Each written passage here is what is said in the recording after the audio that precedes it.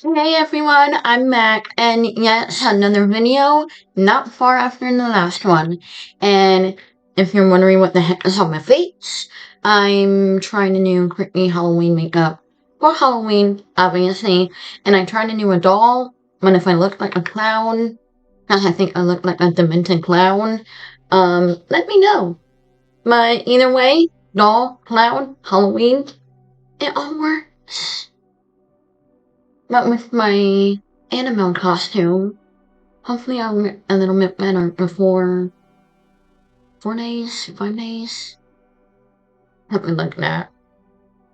But with that being said, let's continue our Florida tour and our creeptasticness of Halloween.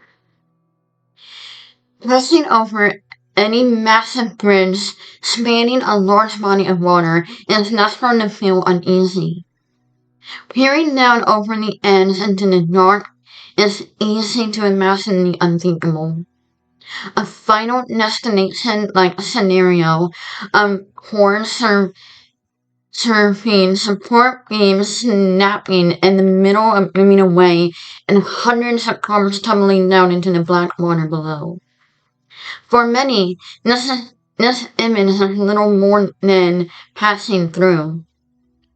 But for 35 unlikely souls on the morning of May 9th, 1980, this nightmare became reality then when a fighter ship collided with the Sunshine Skyway Bridge in Tampa Bay, Florida. Ever since that fateful day, victims of the horrific accident are rumored to haunt the Sunshine Skyway Bridge, eternally chained there by the terror of their last moments on Earth. If you're driving through Tampa over the Sunshine Bridge and feel a little unsettled, it could mean something beyond just the usual bridge heebie-jeebies. Perhaps the victims of the collapse are near, watching and waiting for the next catastrophe. The Bob Garman Sunshine Skyway Bridge, known as Sunshine Skyway, or simply Skyway, is a massive four-lane cable-stayed bridge stretching across the lower Tampa Bay, connecting St. Petersburg, not the one in Russia, in Florida, St. Petersburg to Terra Celia. If I pronounce any name wrong, I apologize in advance. Dark history aside, the bridge is a stunning architectural feat and a point of pride for many Floridians, considering among them a symbol of their great state. The original bridge was replaced by a newer structure following the collapse of 1980. It was built by the Virginia Bridge Company in September 1954. The original structure had only 2 lanes, and so it wasn't up to the interstate highway standards. In 1969, a similar structure was built parallel to it, adding 2 more lanes and bringing it up to code. It was then the bridge experienced its first bit of bad luck, or it was an omen of things to come.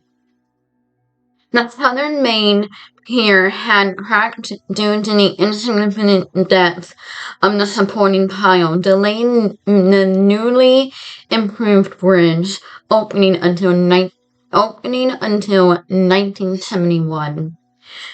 Unbeknownst to the drivers passing over Skyway, disaster was to strike less than 10 years later. At 7:30 in the morning of May 9th, 1980, Wesley McIntyre drove his pickup truck across the Sunshine Skyway Bridge. Without warning, the wind began to pick up, causing a nearby fighter ship by the name of MV Summit Veteran to collide with the Skyway. The crash sent over 1,200 feet of the bridge plummeting into the wind, wind-tossed waters of Tampa below, taking six cars, a truck, and a greyhound bus, and McIntyre's pickup. Rather than crashing into the water, the truck landed onto the port side hull of the fighter, recruited off, and then sank. Several other drivers on the bridge were able to slam their brakes before meeting the same fate, including former mayor, lead baseball player Granny Hammer.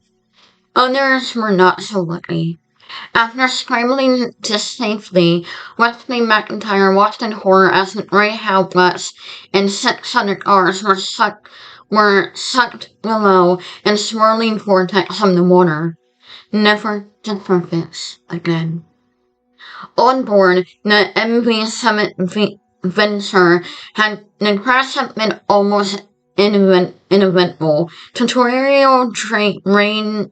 Torrential rains and sudden increase of winds had cut the ship's visibility and rendered its radar useless.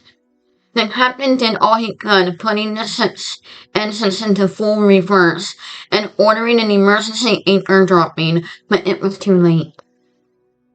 The ships below collided to support piers, causing the secondary pier to fall catastrophically. The people of Tampa reeled in a wake of catastrophe. It felt surreal and terrifying that the bridge many of them used every day and had so suddenly easily collapsed before their eyes. Sorry, that was me if my camera sucked. I hit my knee. Ow. The city quickly made plans to demolish the old bridge and start anew, but before its pieces could be hauled away, Leslie McIntyre, the collapsed sole survivor, became the last person to drive over its remains. When he reached the other side, his wife dropped 35 white carnations into the water, one for every victim of the collapse. Over the next several years, Florida Governor Bob Norman oversaw production on the bridge's new design. The improved design featured a main span 50% wider than its predecessor, complete with large concrete barriers known as dolphins, sturdy enough to protect the bridge piers from collapsing by ships, such as the Summit Venture or Lorner. Construction on the bridge was completed and opened to traffic in 1987, restricting the Bob Sherman Skyway Bridge. Just to let you know, I might not look tired, but I am. I don't feel tired, but I cannot sleep at all. This is why I'm doing this video at 3 in the morning. So, if anything, that's why I'm stuttering. In honor of the Floridian governor, it was 40 years ago on May 9, 1980, that falling rain and the 60-mile-per-hour tropical storm winds caused the fighter jet pilot John Lareau crashed into the Summit Venture into the Sunshine Skyway Bridge. A 1,200-foot span of the southern Brown Bridge collapsed.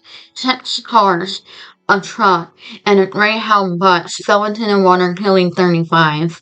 In the days, weeks, and months that followed, the stories of residents' key player were part of the tragic trail, unfolding in the newspaper articles. 40 years later, there are some of the more memorable. According to Tampa locals and tourists alike, the 35 souls who perished in the crash of 1980 never left. Many drivers passing over the bridge have reported strange, unexplained happenings in the years since the tragedy. One Tampa resident reports an especially eerie, spine-tingling encounter on the haunted Sunshine Highway bridge. The man claims that driving from Terra Celia into St. Petersburg for work one morning, he noticed something odd emerging from the thick morning fog. He squinted, unsure if what he was seeing was real or imagined. The man even removed his glasses, cleaned them on his shirt, and put them back on again to make sure they weren't just smudges. But there, sure enough, floating over the waters of Tampa Bay was a phantom Greyhound bus, badly damaged and dripping water like a leaky faucet. The sight was so strange that the man nearly slammed on his brakes in the middle of the bridge. What happened next was even stranger. From the open proximity of the bus's side, there was a door once have been. A figure of a woman in dripping wet clothes emerged. The woman smiled and waved to the man with a gloved hand. From the bus's many windows, the man could see dozens of other apparitions, looking equally waterlogged as the waving woman. The man was so distracted that he failed to notice his car driving into the adjacent lane, swerving in time to avoid a head-on collision. Now, number one, if I'm ever on that bridge in Tampa and I see all of that, I'm definitely filming it because that is like wild. By the time the man regained his composure enough to look out of the window again, the mysterious floating bus had disappeared. The second story involving a crash comes from its sole survivor, Wesley McIntyre. According to McIntyre's report, haunting visions of a young girl plagued his dreams for years after the crash. Every night, nearly as soon as he fell asleep, he dreamed that he was underneath the water at Tampa Bay.